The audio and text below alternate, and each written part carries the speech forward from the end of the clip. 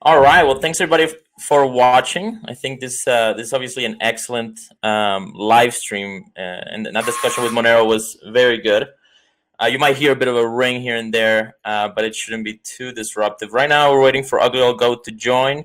He should be coming in a few minutes, and we'll be talking about private banking and the lost art of commercial banking.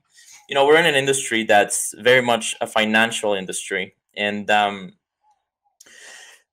that means that there's a lot that we can learn from finance in general. As much as we may hate the banks, and as much as they're sort of a um, plenty of reason to hate the banks. Obviously, there's a lot of corruption, as we've seen, for example, with the legal attack on Bitmex recently. So like you can go and do all kinds of shady stuff if you're a legal bank, but if you're doing some stuff outside of the system, despite best efforts to block American customers and escape American jurisdiction, they still, will arrest your CTO, right? And so we'll see how resistant Bitmex, for example, is to this kind of attacks, and if they can handle it, right? And I think this is a great test of this new era and of this thesis that was put forward in the sovereign individual, that very wealthy, competent entrepreneurs in the digital age that leverage cryptography, leverage cryptographic money, leverage all the tools that we have for modern sovereignty, whether they can actually hold up against the arguably sort of diminishing powers of the legal system of the nation state. This is sort of their theory, that the efficiency of, like, the profitability of state violence has peaked and plateaued, and we will see if that's the case. We will see if they have a strong enough army of lawyers to hold ground against the DOJ and the CFTC in this lawsuit that seems petty and misguided. I mean, we'll see how the court case plays out. It's going to be, I think, a very, very interesting story. And it's going to be very relevant because Bitmex is a kind of bank. I mean, it doesn't matter how much we don't like that fact. The Bitcoin and crypto industry is full of bank-like institutions, right? Every exchange is a custodial bank-like institution. They eventually, at certain tiers, you get a KYC. It's a place where you can exchange. The etymology of the word bank, as far as my research, goes back to, it's supposed to be the table where you exchange currencies with other people back in, like, Egyptian times. So the bank is an exchange. The word bank means exchange. And I think it's sort of emerged naturally that these exchanges take a kind of important role in the industry, despite our best efforts to decentralize everything. And so that is the way that things are playing out, and we'll see how they continue to show up. I mean, I'm kind of monitoring here. Ugly's a little bit delayed, but he should be showing up soon to tell us some of the theory of private banking and how Finney actually talked about this. One of the first comments he made when in the Bitcoin talk forum, when Satoshi, when that conversation started, he said, well, this is really great technology, more or less, to paraphrase him, but obviously it doesn't scale, and you might end up having to scale it in with private banking. And he mentioned an economist whose name escapes me right now, to talk about that talked about free market private banking theory. He said that it had been solved, right? Now the problem with having it being solved is that it doesn't account for the fact that every private bank that goes against American financial policy basically gets hit by the Pentagon or by the American legal system. And so it doesn't seem like it's quite as solved as economists or libertarian economists like to say, but because you have to be able to defend and hold ground. So if you're not in a free market, then free market banking theory isn't really going to work. And that's sort of where I have some serious skepticism about the viability of private banking and private custodial banking in the modern age, because we're in a hostile environment instead of in a pre kind of regulatory capture free market banking environment, as was the case 1800s, where this document where commercial banking really kind of emerged. And I'm gonna see if I can link. I don't know if you can post links. I'm gonna send this link to Max right now, because maybe you can drop it in the comments. It's called The Lost Art of Commercial Banking. It's a PDF by E.C. Hardwood, I believe. Yeah, by E.C. Hardwood, who's Ugly Little Goat's mentor.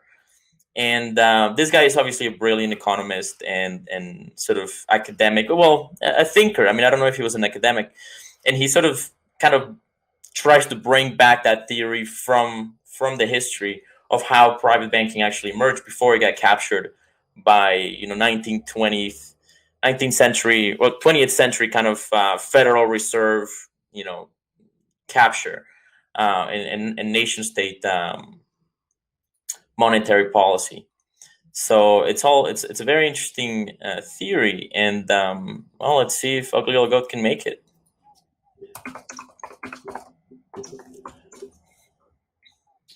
Let's see if you guys have any questions for now, just before. Yeah, I'm here.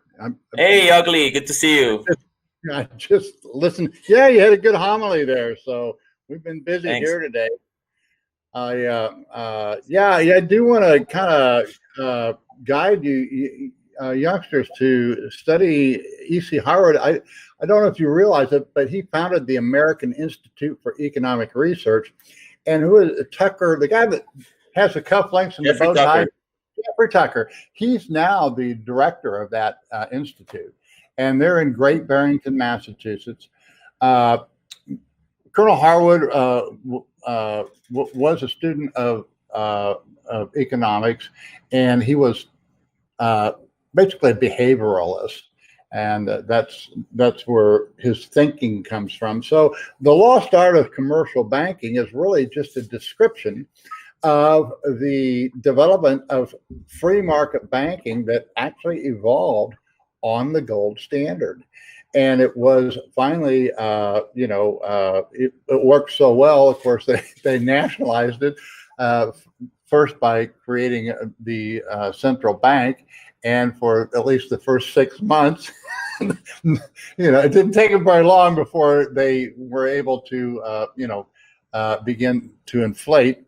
And I don't think he was really ever against central banking so much per se, because he as a behavioralist, as long as it works, that's fine. So that, I think that's part of the contention, is that that seems to be the fatal flaw. But I do think that the one thing that struck me is, and I think this is going to be a point of contention within Bitcoin in the future, and does Bitcoin survive alone and all by itself? To a degree it does, but I don't think it can evolve into the hyper Bitcoinization. I don't think it can evolve into a international standard unless there needs to be a change of thinking, and basically there has to be a new morality.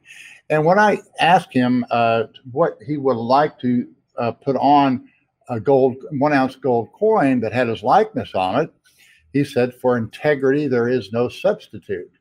And I think that's what, it has to go hand in hand. As Bitcoiners, one exchange at a time, we find each other. Oh, I think that's our call.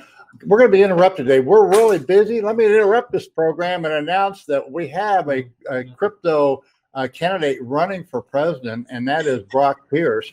And that's another one of my businesses. So we will be promoting that. And I'm kind of getting more excited about it. Well, we're helping him. That's my specialty is reaching out through robocalling, and also through peer-to-peer texting now. So anyway, hopefully I can get behind that one, but well, I can get behind a crypto candidate. I mean, he's not going to win, but I think if we can at least bring that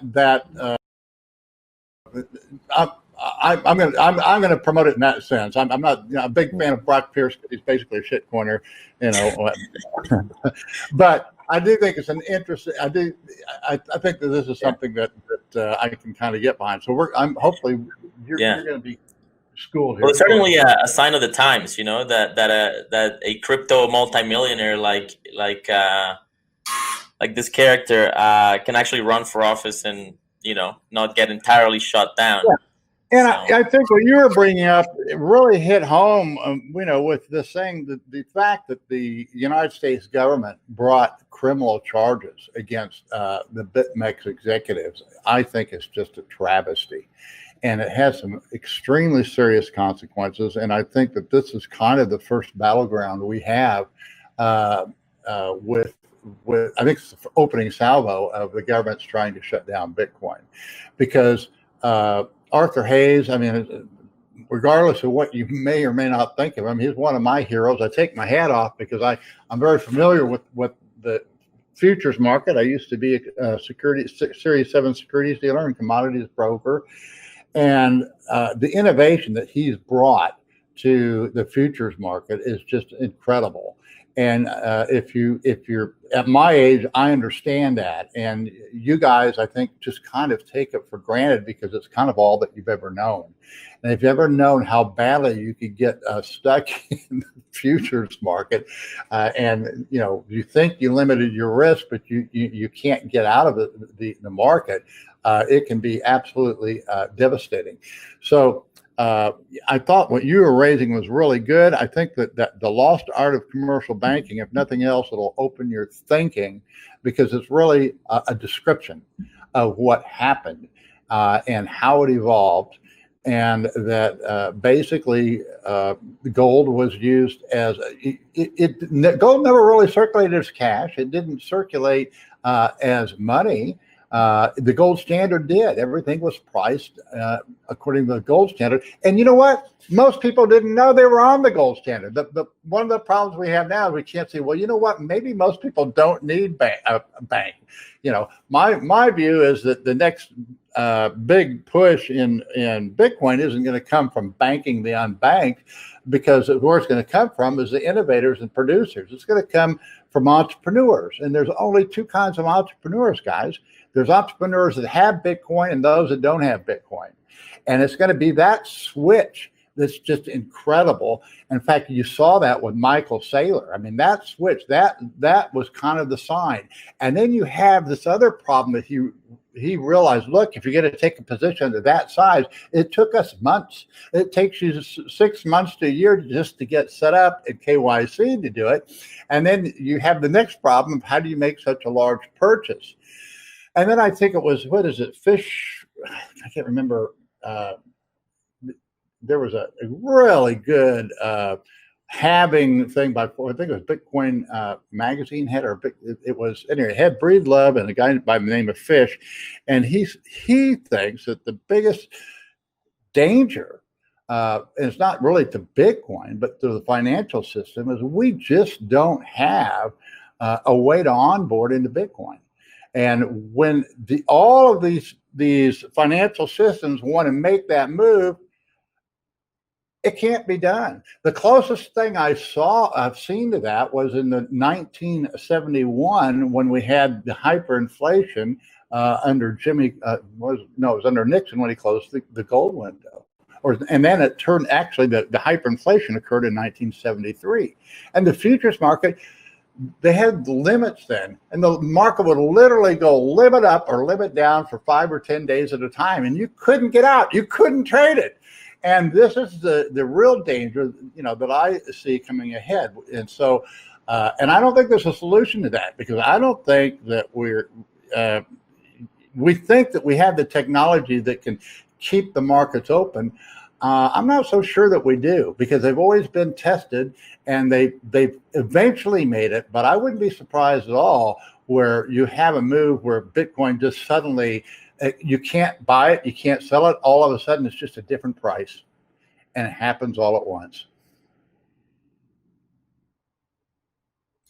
Yeah, I mean, I think that's the difficult part, right? I mean, can Bitcoin scale without some kind of third trust? I mean, as much as I would like to see a world where people are competent in their ability to handle this technology. And as much as I like to see the UX of these services evolve to the point where it's easy enough to do it, the reality is that most people are just not technically literate enough to handle. Even people that are competent in Bitcoin lose money in Bitcoin because of security issues, because they don't back up their keys properly, or they forget their password, or this or that.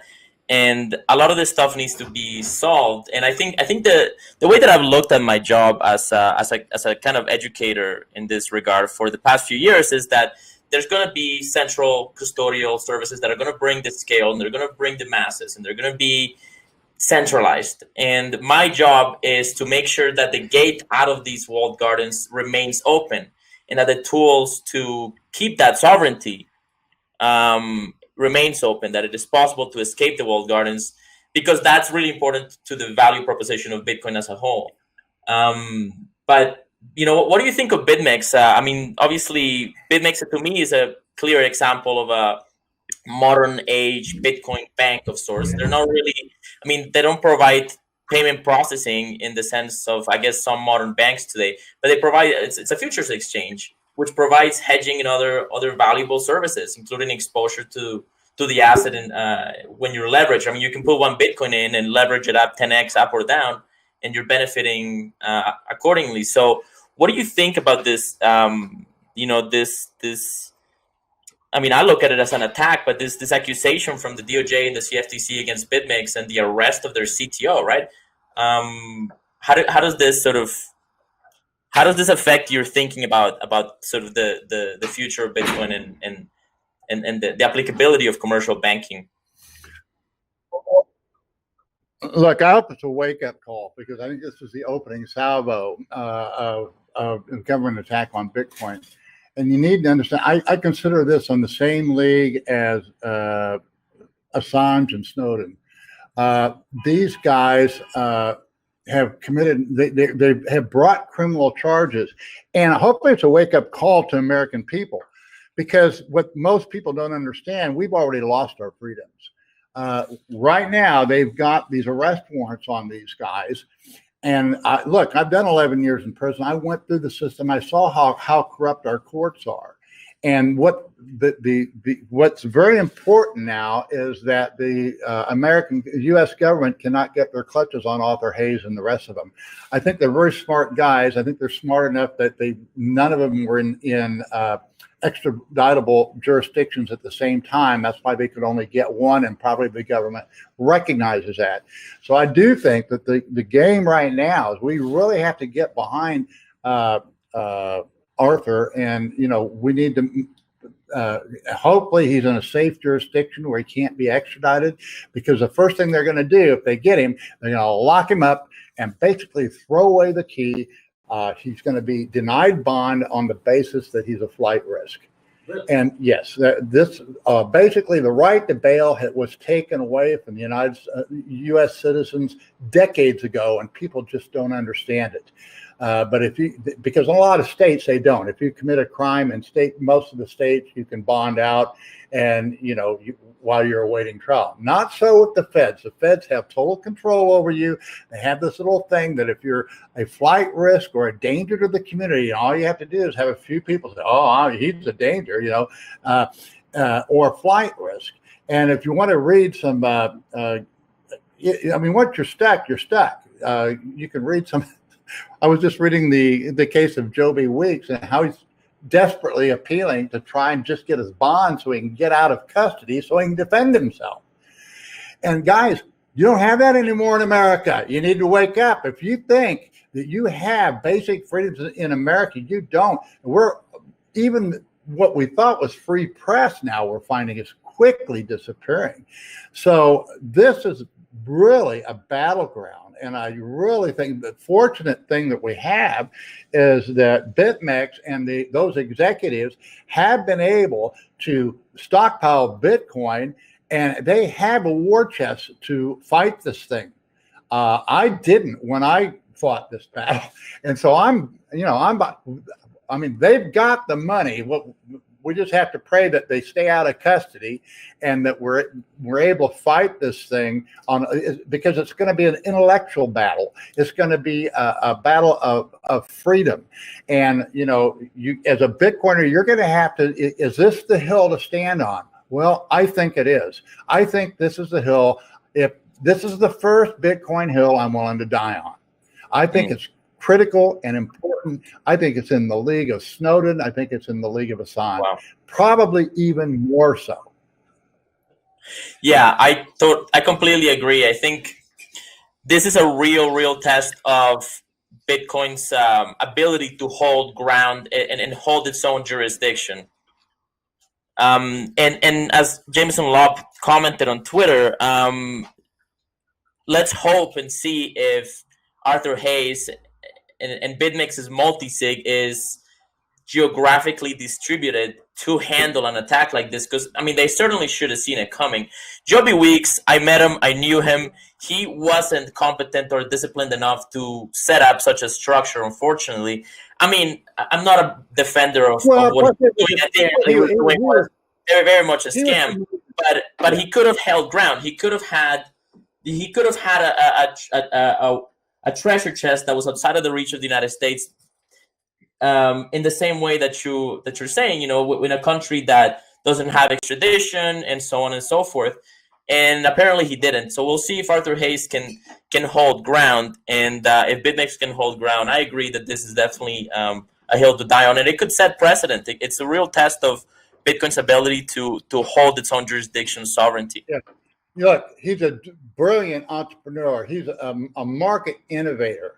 And I mean, a lot of you youngsters don't see it because maybe you lost a lot of money trading on Bitmex if you don't know what you're doing.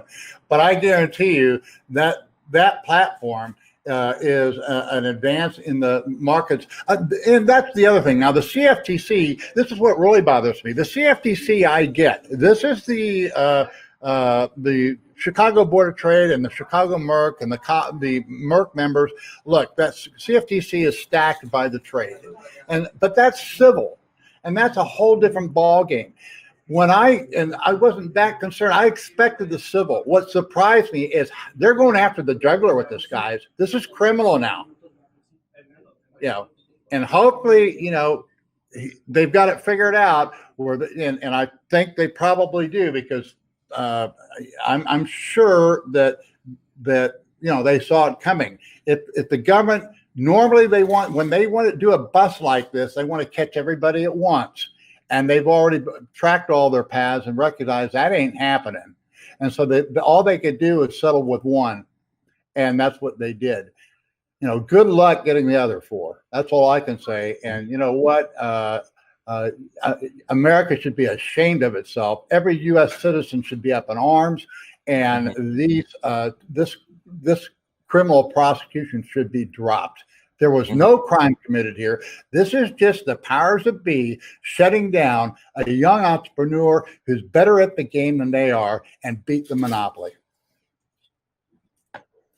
Yeah, it definitely smacks of tyranny. It's very clear that it's a competitive attack. I mean, if we in the context of the conversation we had with Samson Mao and Alan Silber just a few weeks ago, the exchange that they're trying to launch, they are legally obligated to hold the insurance fund's reserves in dollars. So you basically, I mean, as far as we can tell, there is no freedom to hold that insurance fund in Bitcoin, which is one of the big benefits of Bitmex, that lets you actually hedge yourself in Bitcoin at every level, right? Lets you. And this is where you need to draw the line too, because I answered this tweet to Seibert, Alan Seibert. He says, well, he wishes Bitmex well, but this is why I can sleep at night. Well, maybe he can sleep well at night, being a policeman for the United States government, but his clients won't be able to sleep at night. And so there's a real, we need fundamental change, and that's what we need.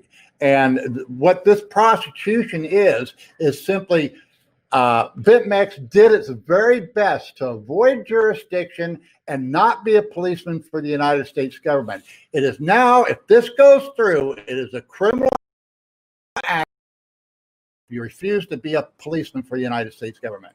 And that's tyranny. And that is getting to be, what is it, along the line of the Stasi, it's East German type of tyranny. And it's really sad. It really is. And you need to wake up. America is no longer the home of the brave and the land of the free.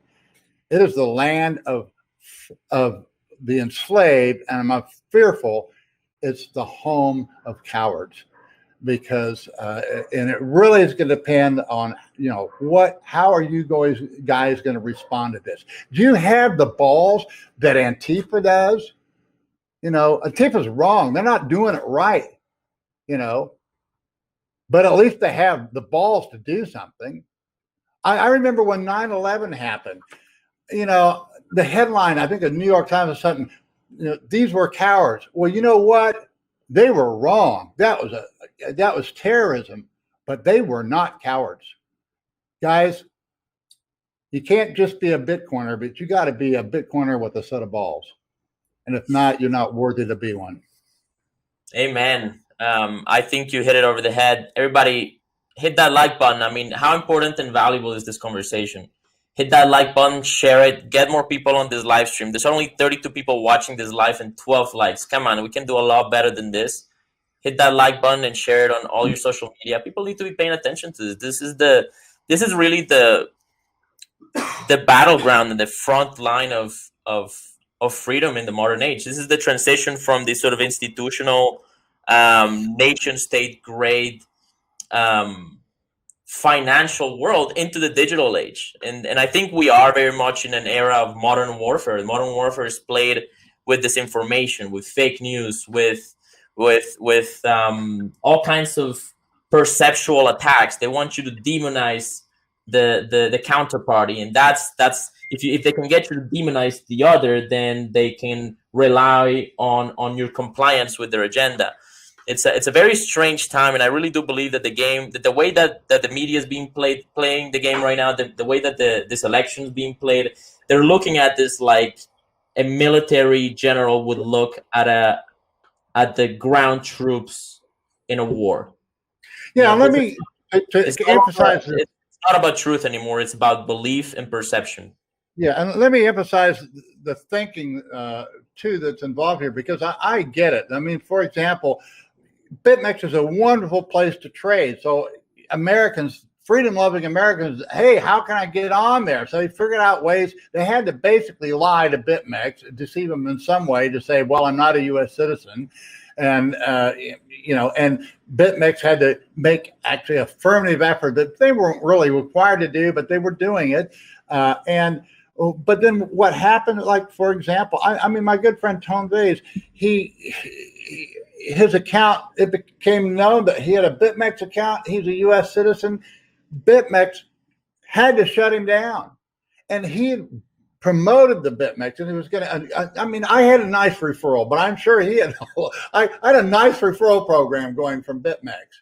And when I signed in, from the U.S., when I just with a suspicion that I was a U.S. citizen, I got closed down like that.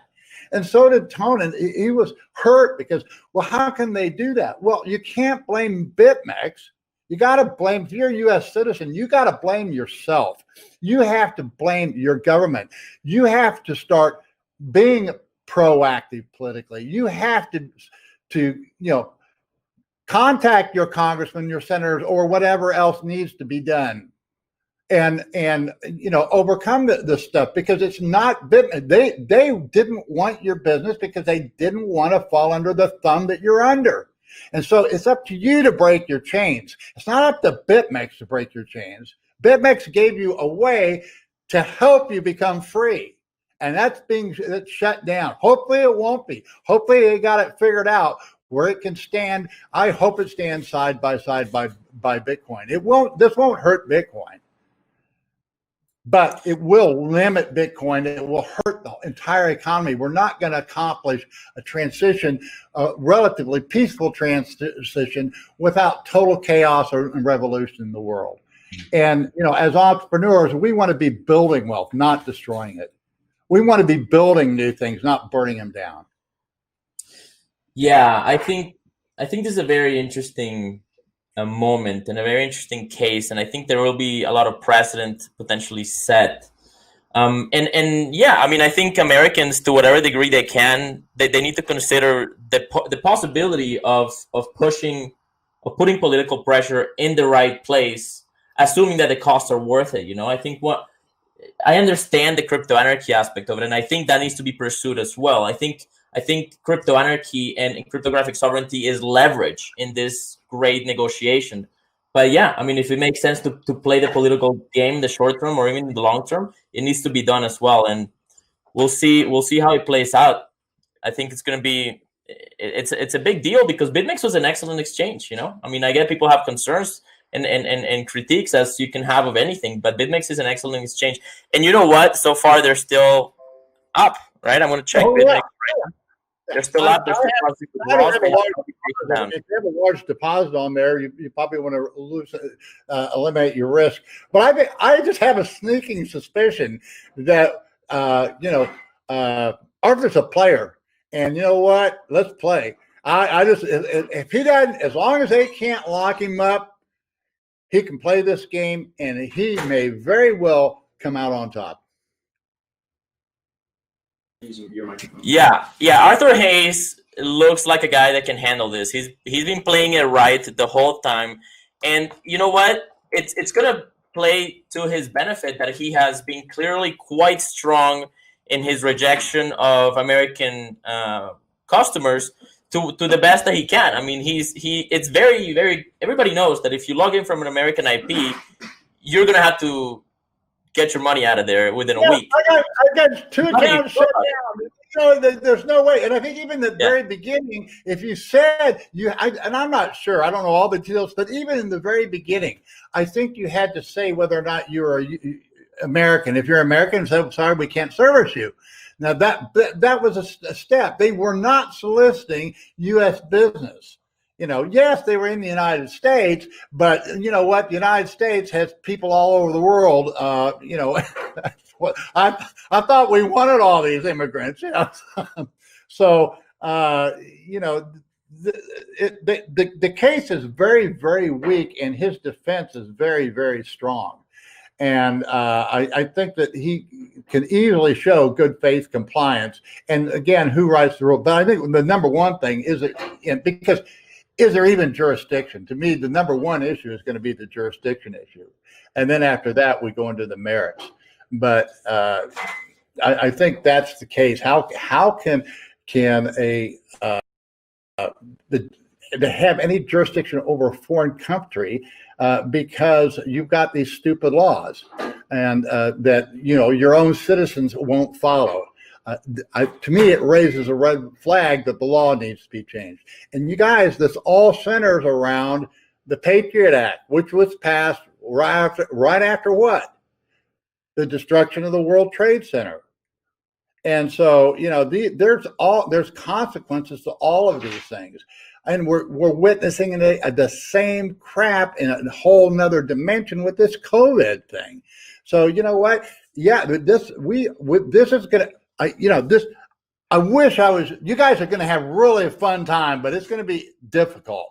And you're just going to have to grow some balls to beat it. And I don't know that you can, the Lord said in the end days that if it was possible, even the very elect would fall away. And because it's not easy, I guarantee you, Joe B. Weeks, once you're locked up in that jail, he's doing everything he can to get out. And when you find out you can't, you say, wow, I thought this was America. Well, no more. Well, yeah, I mean, Joe B. Weeks should have definitely known better, and Arthur Hayes should have definitely seen this coming. We saw it happen with Bitfinex as well, where the New York Attorney General, went after them, and they held ground and they fought back. And I really hope that Arthur Hayes and Bitmex fights this with everything they have, in the crypto industry and the Bitcoin industry need to stand behind them and show support in every way that they can. Because I totally agree. I think that this is a hill to die on. If they can take down Bitmex, which is as far as I'm aware, the highest liquidity futures exchange in Bitcoin. It is definitely revolutionary in its ingenuity, as you've showcased and explained many times before in your show, Ugly. This is a really good exchange, and they have.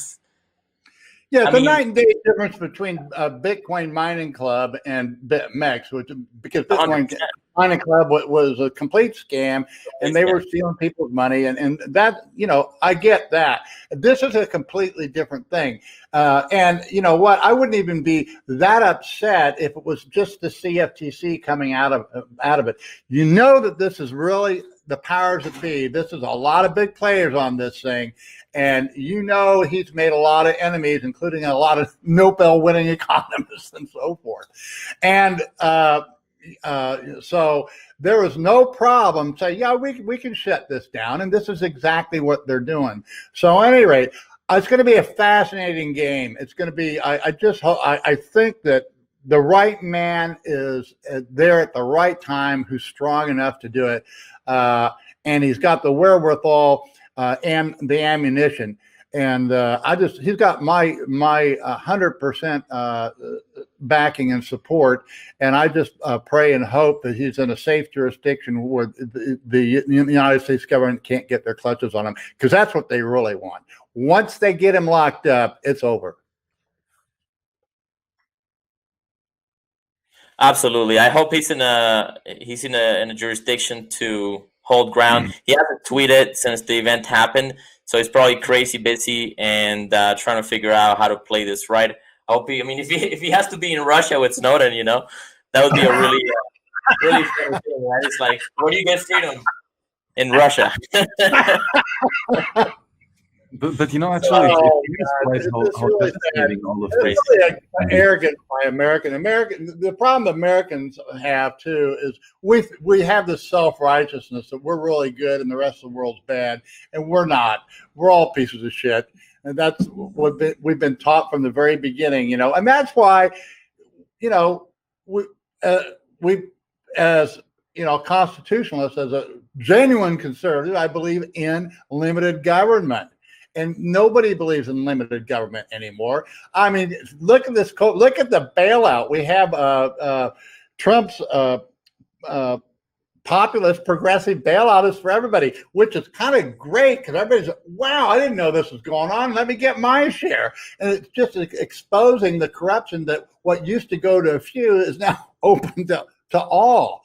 And the battleground is also not between freedom and socialism. That's what we have to make it. Right now, the battle seems to be between two different forms of socialism. And one is Marxism, communism, which believes in government ownership and government control. And the other is American fascism, which is private ownership, but government control. Other people call it crony capitalism. That's exactly what it is. Very efficient system, because it still has the structure of a marketplace. It's just not a free marketplace. It's a very much of a controlled, limited free market. And, really, I think when people look back in history, 100 years from now, they're going to go back and say, wow, Hitler won World War II. Because that's basically what we are. We are we're an American fascist state. We are not the land of the free and home of the brave. We are the land of the enslaved and home of cowards. And guys, the first thing you got to do is not be cowards. Yeah, absolutely. Whatever you're gonna do for it to matter, you gotta have courage. Even if it's the wrong thing, you gotta have courage. And I think we're on the right side of history on this one. Just before I give the mic back to Ugly for any final thoughts, I just want to say that that's one of my sources of optimism in this industry, is that Bitcoin actually, I believe, helps individuals that use it ground themselves in a longer term perspective, in a sort of thinking about the future, in sort of resisting the sort of Keynesian and immediate gratification, spend, sort of lots of credit, and just this hyper focus on the now that we live in today, Bitcoin actually kind of grounds you on thinking about the future. I think that's actually very, very good for humanity in today's age. But Ugly, what do you think about that? And I mean, do you have any final thoughts? We got a few minutes left in our conversation before we move on to the next guest. Bitcoin by itself, I don't think is going to cause anybody to act.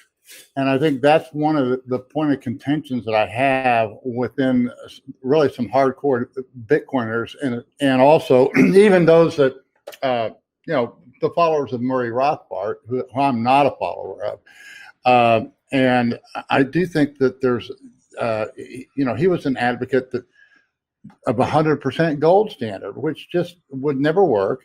And gold by itself, it's static. Gold by itself is like Bitcoin. It does require human action. Yes, it is a tool, as science is a tool. Science can tell us the best way to build a guillotine and best way to cut off heads, but it doesn't tell you who to kill. It can't even tell you is killing wrong. And so Bitcoin by itself is not going to cause anything. It's our own integrity that's going to cause Bitcoin to be useful. And so I think it's a combination of those things. And to look at the technology alone and think that the technology is going to bail people out, no, the technology could be severely misused. Bitcoin could be used as the biggest. I mean, it might be, the mark of the beast. We don't know where the direction is going. So it is up to us. There is a moral part of it. And where do we derive our morals? And I do think that is, I think that's going to be the foundation. And I don't think that Bitcoin by itself, I don't think that technology alone causes anybody to do anything. It's like a piece of dead weight just sitting there that we look at, and then we attribute more to it than there really is. Now, Bitcoin is innovative, and it can be used, and that's what we need to do. But it needs to be used effectively, to be used efficiently. It has to be used by men with integrity. And that's my view. So I'll leave it there and give some thought. Absolutely. I mean, it's actually quite funny because it almost echoes the intrinsic value argument from the gold camp. It's like, well, gold has intrinsic value, therefore we're good. It's like, well, if all humans die, your intrinsic value is worth nothing because there's nobody to evaluate the thing. There's nobody to cast judgment upon the merits of gold, right? Like value and is a human thing, right? I mean, maybe God will judge it, but we won't be around to enjoy the benefits of that.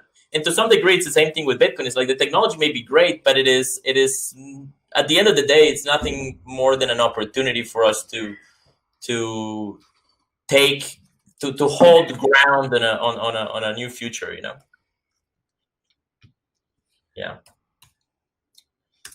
All right. Well, I guess that's the end of that. Can you hear me okay, Ugly? Yeah, it's coming across great. Sorry Excellent. We were late, but we had a busy day today. I hear you. Well, I appreciate you coming on. I think it's been an excellent conversation. Let me see if anybody in the comments have any questions or thoughts? What's the name of the guy in the movie talk he was referring to? Jorg, maybe you know what one of the commenters here is talking about a movie. Not exactly sure what the commenter is referring to. Yeah, it's gonna be an interesting next few years. So we'll see how it plays out. I'm not sure if I referred to I mentioned one person that I would recommend. His name is Fish. I remember his last name. I don't know if it's Peter Fish or Preston Fish. And they did a really good. It was just 4 people on a Bitcoin halving thing, and I watched it. And when he expressed his sentiments, I said, "Wow, this guy nailed it on the head." And he sees, the real big problem coming ahead is when people want to move, they're going to have the inability to move. So guys, if you're hodlers, keep on hodling. You hodlers are the bankers of tomorrow. You will be the new economy. And it may, when it happens, we don't know. I mean, we see these charts and they're supposed to, you know, they have highs and lows and close and they're red and they're green and all this stuff. But we're in a situation now that's unprecedented. And how we're going to make the shift, it could just be literally traumatic and overnight. And like you said, one day will be like one quarter. And this is exactly the way, you know, I fear is going to happen. And that's what we got to be ready for, guys. That's what and you want to build your own house, get your own house in order, build friendships, working, work your working compadres, people that work for you, because they're going to depend. You know, if you're into Bitcoin and you hire people, I know in my case, these people are on the Bitcoin standard and they don't even know it. And this is what's going to be happening more and more. And so, you know, this is what I say. My emphasis is you may not understand the back end of Bitcoin. I understand economics. I get that part. I don't claim to understand the back end of Bitcoin, but I do know the way I teach is I teach you first you want to hodl, and then, which I think you all understand, then you save. And I spell that SAYVV, which is a bastardization of savvy, because if you're savvy, you're going to reward yourself because you made a wise decision and update your computer, buy a new car, get something to reward, take your wife out to dinner if nothing else. And then the last thing you do is you build it. But it doesn't have to be on Bitcoin necessarily. Now, I had another business and I started Ugly Old Goat, but you need to focus on what you're really good at. You might be, you know, the best plumber in town, the best electrician. You might have a car wash, whatever it is. I have a good friend, Flip Flop. Flip Flop Ron, and he does trailer parks, and he's made a fortune starting with nothing, and he knows trailer parks, and which has just been a booming industry during this COVID thing. So the important thing is whatever your specialty is, learn it well and be the very best at it. Get yourself on the Bitcoin standard, and you don't have to worry about trading it day by day until after you have a hodl. Once you have a hodl, then it's fine to do, and you don't want to be risking too much of that hodl in your trading. So that is my recommendation to everybody is put yourself on the Bitcoin standard. Start thinking in Bitcoin. If you wind up being an entrepreneur and you're employing people, every one of those people that work for you are essentially on the Bitcoin standard, even if they know nothing about Bitcoin. Awesome. Thank you so much, Ugly. Everybody check out uglyoldgoat.com. It's an excellent resource to learn risk management and how to apply it to Bitcoin trading. He's got a lot of free articles, so just go in there and enjoy it. It's an excellent resource.